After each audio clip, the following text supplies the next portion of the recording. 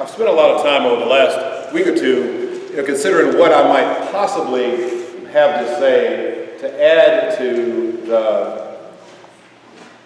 the enormity, the beauty, the grace of this feast of divine mercy that Jesus asked the church to establish in his locutions to St. Faustina back at the time that she was writing down her diary. And there's just not a lot to add.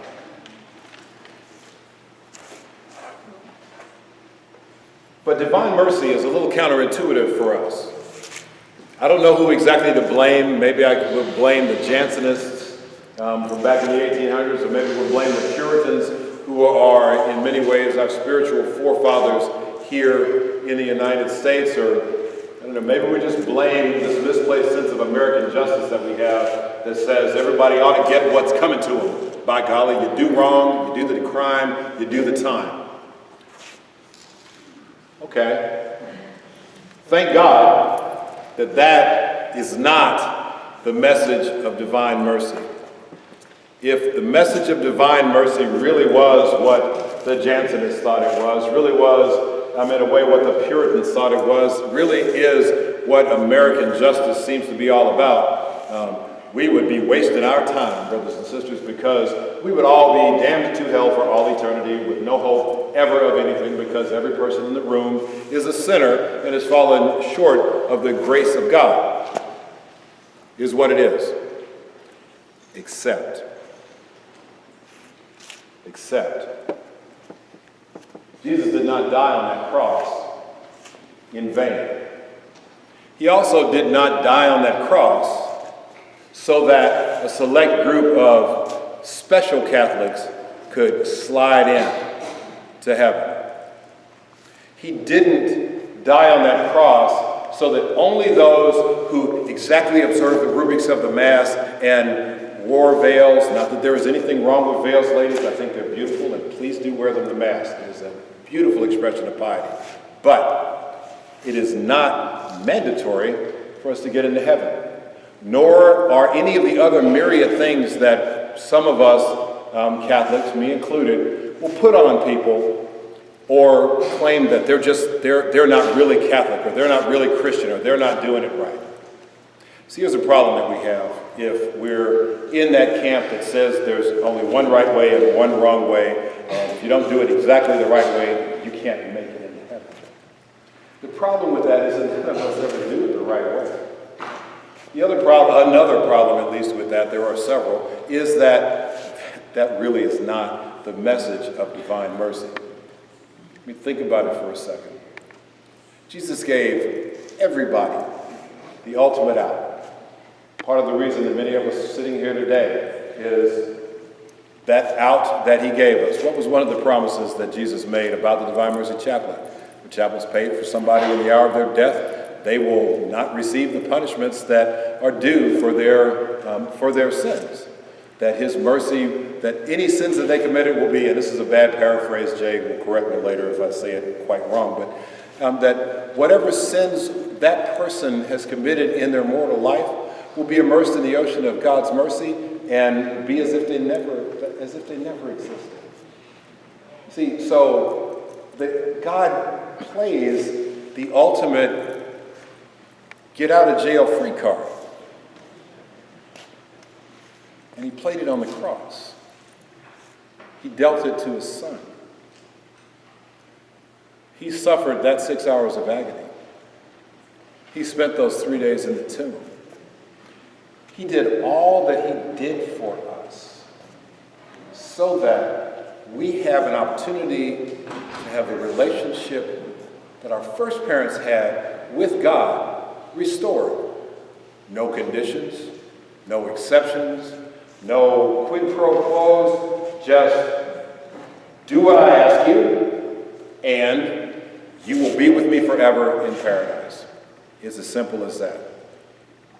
And for the majority of us, I think that's welcome news. I know that for my part, divine mercy, the thought that God can overlook all of the things that constitute my shortcomings. And believe me, they are myriad, and they show themselves frequently. And the thought that even somebody like me, who may put up a good front for the public, but who has a really keen sense of his own unworthiness, even somebody like me can be united with God forever in heaven. Even somebody like Adolf Hitler can be united with God forever in heaven.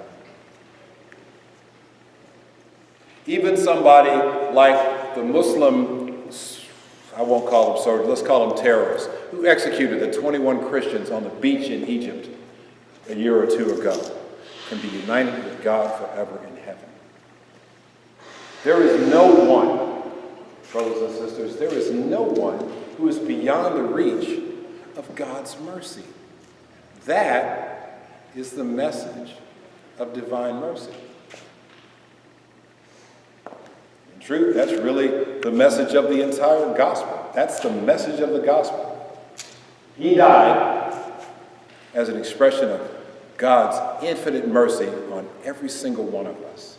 He died so that everybody in this room, everybody in this city, everybody on this planet has the ability now to be united with God forever in heaven. That should be all of our ultimate goal. Unfortunately, the world schools us that there are much more important, relatively shorter term goals to have, like living in an 8,000 square foot house in East Memphis, or being the president of the United States, or being the first man on the moon, or being Elon Musk and having more money than Bill Gates, who I thought had more money than God, but I guess Elon kind of must have gotten his hands on some extra or something. But, that's what the world teaches us we're supposed to be about. And the world looks at the priesthood. The world out there looks at the priesthood, and maybe they look at somebody who's closer to or just beyond retirement, and they think to themselves, wow, what a waste of a long life. What'd that guy do? Didn't have a family, except all of us, don't tell them. Didn't have a family, never had any kids, has to depend on the largesse of the church for retirement. Why would anybody want to do that with their life when they could be rich? Why would anybody want to be a missionary of charity? Why would anybody want to be a focused missionary?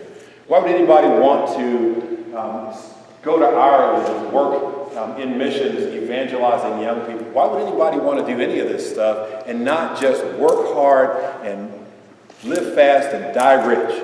Why would anybody want that? The reason that rational people like us, I opine, would not want to do that is because, our life on earth, 70 years, 80, 100, 120, however long we live, is, there's not a measurement. It's like this in comparison to how long we will be alive. There is nobody in this room who will not live forever. Every single person in this room will live forever. Not in these bodies, thank goodness. Mine's already breaking down, and I'm only 57. Not in these bodies, but me, I will exist forever. The question isn't whether I'm going to blink out of existence at my death or be around for eternity. The question is where and how I'm going to spend that eternity. That's the message that we need to be taking out into the world. That's the message of divine mercy. Christ died on that cross so that all of us, every one of us, no matter what, could be united with God forever and ever. The world needs to hear that. Why? Because right now there's about 1 billion people in the world who believe that God is their slave master. They name themselves Abdul Salam, Abdul Salim, Abdul Rahman, the slave of one of the 99 names of Allah. Does it make them bad people? No, it just makes them ill-informed. And it gives them an entire framework for living that's based on a lie, because God is not our slave master. Our relationship with God is not the same as Ishmael had with Abraham. We are not slaves of God. We're no longer slaves. We're friends. We're brothers and sisters of Jesus Christ who died on the cross so that all of us could be his children, God's children forever. We are children, not slaves.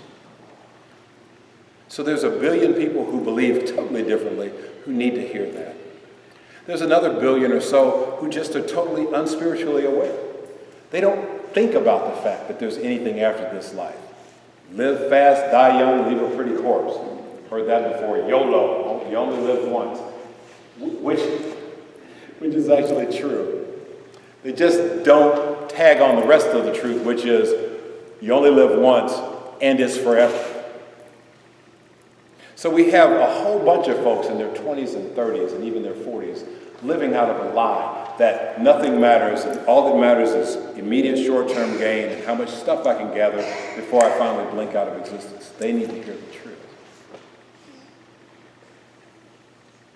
Our brothers and sisters that are down at the base of the I-40 ramp off at Sycamore View, or living under a bridge down in Midtown, or unfortunately selling themselves down on 3rd Street so that they can get to their next fix. They too actually need to hear the message of God's divine mercy, that no person is useless, that no person is less than worthy of all of our respect. There's so many people who need to hear the message of divine mercy. A lot of them obvious. Some of them sitting in the pews of our parishes. So, this Divine Mercy Sunday, I'll issue let's call it a challenge. We can sit here and we can go through this nice list of prayers and things that we're gonna pray here in a few minutes. We can check the boxes to make sure that we have done all of the things that will give us access to the graces that Jesus promised to St. Faustina around the observance of Divine Mercy Sunday and the Novena of Divine Mercy.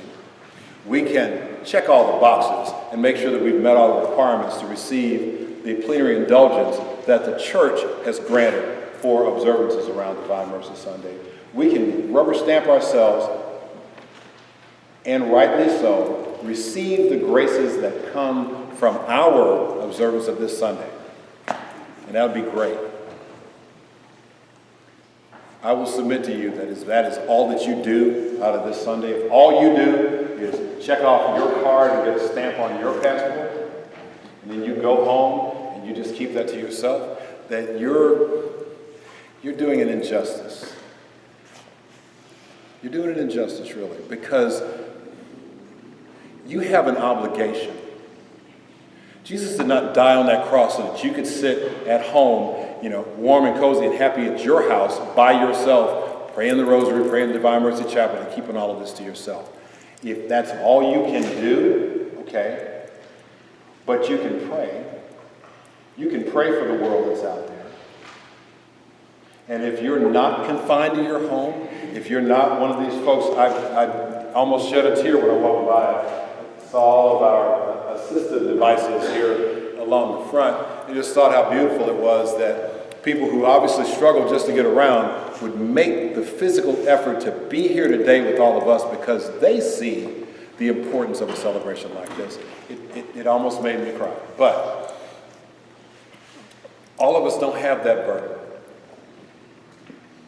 And most of us have nothing at all stopping us from just turning to somebody, anybody, to walking up to Tom and just saying, Tom, Jesus died for your sins, man. Jesus died for your sins. You can be with him forever in heaven. All you have to do is accept the graces that go along with that. Now, okay, that's cheating. Tom knows. But your neighbor doesn't, maybe. I mean, where was your neighbor this morning? Was he at Mass? Was she at Mass?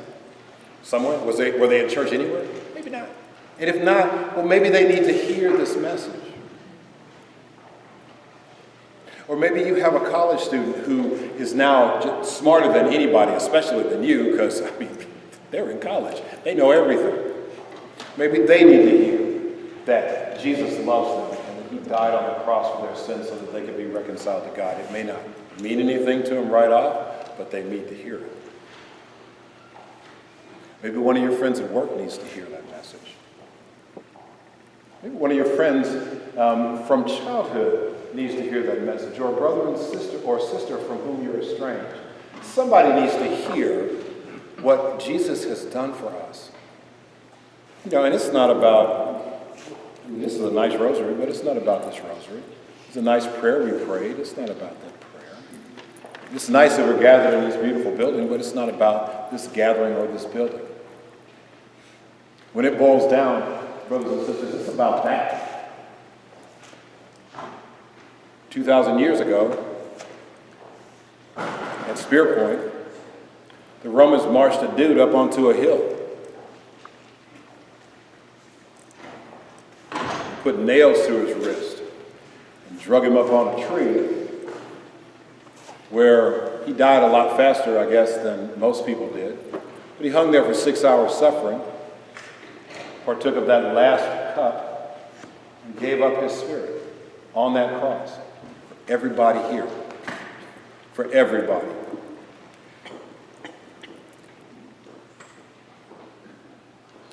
They need to know. And how are they ever going to know? How are they ever going to find out? Unless we tell them.